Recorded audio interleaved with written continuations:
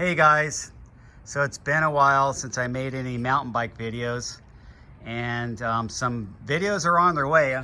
As you can see, I have the GoPro on the rails right there pointing backwards, so you're going to have some rear view mirror type videos coming up pretty soon. I just made one yesterday, got my bike nice and dirty. I wanted to show you it's pretty close to being complete with all the different upgrades I want to do on my Esker Japhy. But I wanted to highlight a few of the upgrades and point them out to you. If you watch one of my old videos, it was really like a parts bin build. And the reason was I wanted a dropper post on a single speed, and then I looked at putting a dropper post on my 7 Sola, and it made more sense to actually buy another single speed when I looked at the cost of a remote dropper post for that bike. So here we go, and I'll just highlight with some of the few new parts that I added. And I'm going to start with this Boone titanium cog with that oil slick anodized finish there, and that thing really is a work of art. It's beautiful. Too bad that derailleur hanger thing is kind of blocking the view there, but that's how this frame came. They didn't really have a non-hanger sliding dropout when I bought it, so if they ever come up with one, I'll ask them again. But I think they put hangers on all their dropouts just for simplicity, and they're just doing things to keep the cost down. So why make an extra set of portage link when you can just make one and make one slider and make one regular? So that's the main thing, is I got that cog, and it's a really nice, it really does look like a work of art. And actually this guy Bruce Boone that made these a long time ago stopped making them. We were wondering what happened to them, because they were kind of the sought after bike part for single speeders. And I guess he was making jewelry and made titanium jewelry and stuff like that, so you could see his jewelry influence on that chainring, because it's just beautiful and it works great. I rode it yesterday.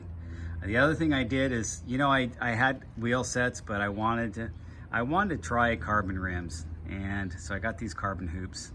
These are the Stan's Baron CB7s, 35 millimeter internal width, and I didn't want to just get any carbon hoop. I wanted to get something nice and wide, and I wanted it built nice, so I got this guy Dave's Wheels, and I'll put his link in my description. And he's in Arizona, and he built these wheels up.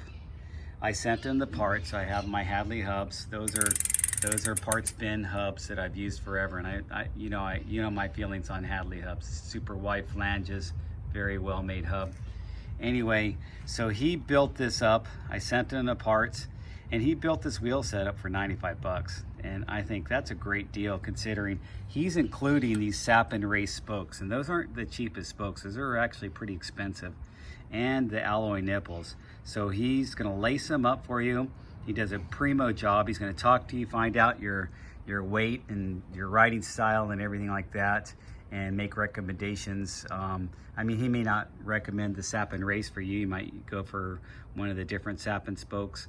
But he did a great job, and my friend highly recommended him. Says, if you're gonna get carbon wheels built up, have this guy Dave do it from Dave's Wheels. And he's charges a really fair price, actually really cheap price if you think about it, and did such a great job. So those are laced up. I've got the Maxxis Recon tires. I've been using those tires for a long time, 29 by 2.6. And I use the CushCore tire insert. You guys have heard me talk about the tire inserts, and it's just such a game changer, because it works like a volume spacer in your tire, but it also protects your rim, and it just really changes the feel and lets you go real low pressure. So even when you go with tires like this with not too much knobby, you can go a little bit lower pressure, and get that extra grip that you need on some really loose Southern California conditions. This is the parts bin crank, and you guys know about my race face cranks. I really like them. It just, race face doesn't really make a good bottom bracket. So if you can see here, I got the Hope bottom bracket. All my bikes have Hope bottom brackets, or I have white industry bottom brackets on my 7 single speed, but you have to get a better bottom bracket if you're using single speed. They just, the race face just wore out too quickly, so I've been upgrading to Hope and just recently the white industry on my other bike. It's got the Silka water bottle cages. Those are the Silka kind of I think they call them rainbow, but it's kind of the oil slick design, and those came out just looking beautiful. And the tie bolts are all the oil slick finish. Got the tie rails on that Ergon saddle. That's the SM1 saddle with and Ergon makes some really good saddles. With a mountain bike, a saddle is not such a huge deal because you're standing up and climbing a lot, and you're not really sitting down the whole time like on a gravel ride or a road ride. But it's nice to have a good comfortable saddle. But I just really chose this one because of the oil slick rails finish, and I actually have an Ergon saddle on my other bike too, but I got the tie rail on that one. I like tie rails on saddles, but I chose to get chromoly rails just to have that oil slick look. It's got the Fox transfer post, and one thing I want to say about transfer post and dropper levers is get the ones that integrate with your brakes. If you notice, there's just one clamp, and that one clamp, it integrates, it's just my brake clamp, and then the dropper post integrates with it. So I really like it done that way. I don't want to have extra clamps on my bars. I want to have a nice looking clean bar. I mean, especially a single speed, just want that bar looking clean. And speaking of bars, those are the Envy bars, but they're the older ones. They're flat. They're like comparable to the new M5s, but Envy carbon, you just can't go wrong. And I had them in my parts bin, so I use those. But these are new, the grips, and these are the new Ergon GD1s. And one thing I could say about Ergon, of course, I love that oil slick and that moss color, kind of not quite the same as the moss green on my frame, but they call that dust color, but it kind of gives pretty close. Anyway, and one thing I like about Ergon is these clamps are right and left specific. So the clamps line up. If you look at some of the other brands, the clamps, they use the same clamp both for right and left, so the left side is always kind of reversed and cattywonker. It doesn't line up, and it's just the little details that I really like. And as you can see, I'm going through the details of my bike. I really like details. Fox 34 float, I couldn't go wrong with that. This is 120 millimeter travel. I've been using this 130 millimeter travel on my Esker Japhy, but this bike called for 120, and I just thought, why not try the new 120. This is the Fox float. I didn't get the Grip 2. I got the regular Fit 4, and honestly, I think the Fit 4 is plenty of changing for me. I don't really want to tinker with my forks. I kind of set them and forget them, and so I didn't really see the need to get the Grip 4 or the Grip 2, and the Fit 4 is fine. XT brakes, I think I showed you guys those in the box when I ordered them and just got them, but those took a while to get. Everything's on back order now. And then I put them on with these Rusk titanium bolts, and just to get that oil slick finish. Same with these bolts, I put these to get that look. I could put the wolf tooth through bolt. I don't like the huge quick release that comes on these forks, and so I wanted to get something that looks nicer.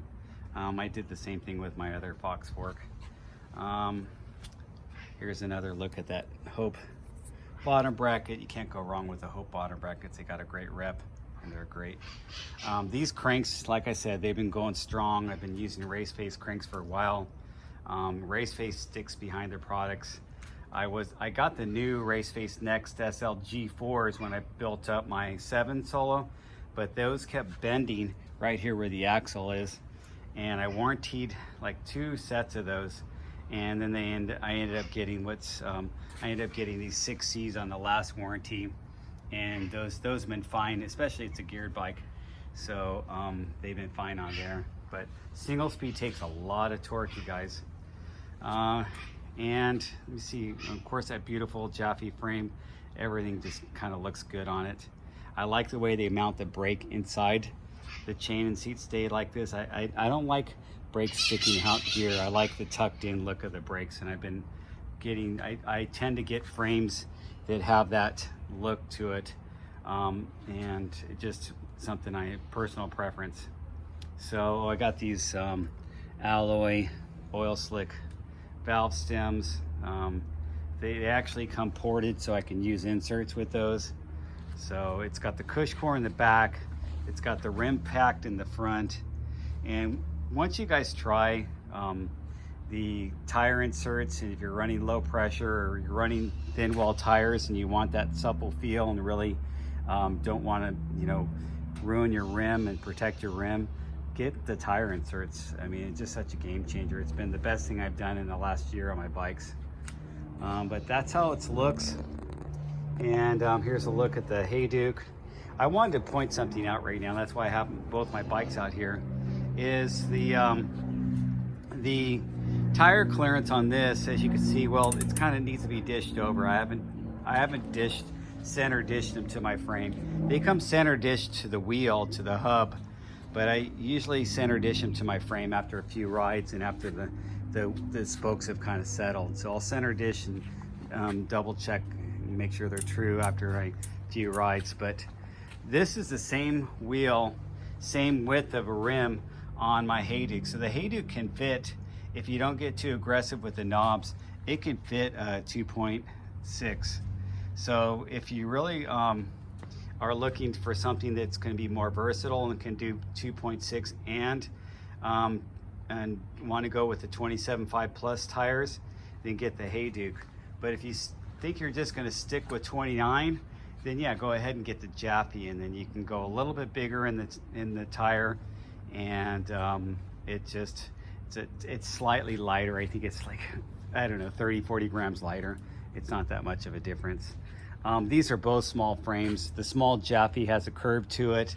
This one has it ever so slightly curved, but you don't notice the curve until you get to the bigger frame. So if you're getting a medium or a large, you'll see the curve on the Hayduke. But we'll go through the details of my Hayduke in a different video. I wanted to show you the kind of grips I got. Those are the GD1s. One thing I wanted to show you about the GD1s, they actually have a bar end plug, which is kind of a nice touch. When you ding a bar end on a grip without the bar end plug, you basically have to replace the whole grip because it's all one piece. But these, you can actually just replace the bar end plug, and that's kind of nice if you can do it that way. Plus, since the plug goes in there and adds some rigidity to your carbon, it'll probably be less likely that you'll damage the end of your carbon bars if you have a bar end plug there, as opposed to these. They don't really have a plug. So when this gets boogered up, you pretty much ruin the whole grip. And these are you can't even hardly see the name of them, but these are the same ones right here. And these are the GE ones. And that's what I've been running before, was the Ergon GE ones. Not quite as slim as these GD1s Evo Slims. And I don't even know if these are the Evos. I think these are the Evos right here, but these are not. But it's confusing, you guys, with the different grips. But the GD1s are the latest. And here's the card of that guy. This is why I know he's been doing jewelry. He sent his card when he sent that beautiful cog in. So this is where they come from. Bruce Boone makes those titanium cogs. He also makes some cool looking titanium jewelry, if you're into that. I'm not a jewelry guy, but he makes some cool looking stuff. But that's what he was doing when he was making cogs. So there you go. That's how she sits. And after I put the carbon wheels on, I dropped 1 pound, so it's 26.5 pounds as a steel single speed. So not super light, but it's a steel single speed with that Fox transfer dropper post. And I was going to show you, I showed you the dropper lever. I wanted to show you these dropper levers and see how I did the same thing with the wolf tooth and how this integrated here too. So I really like having the clamp, the brake clamp, have integrated with the dropper lever. I don't want to have 2 clamps up there, and that's just a personal thing. So What do you guys think? Let me know in your comments if you have any questions about it. About the only thing I might change later when I finally wear out this headset is I'll get the Chris King, that's that slate color that will match the head badge. But other than that, it's pretty much solid in it. I might get the M6 riser NV bars, but those are on back order right now and they haven't had them, so we'll see if they get them in, and I still want them when they finally get them in. If not, I'll just leave it the way it is. But there you go, guys. Thanks for watching my channel, and please like and subscribe, and let me know if you have any questions about the Esker Japhy. If you're interested in getting one and you're going to custom build it like mine, especially if you're going to custom build a single speed, I'd love to hear from you, and I'll talk to you later.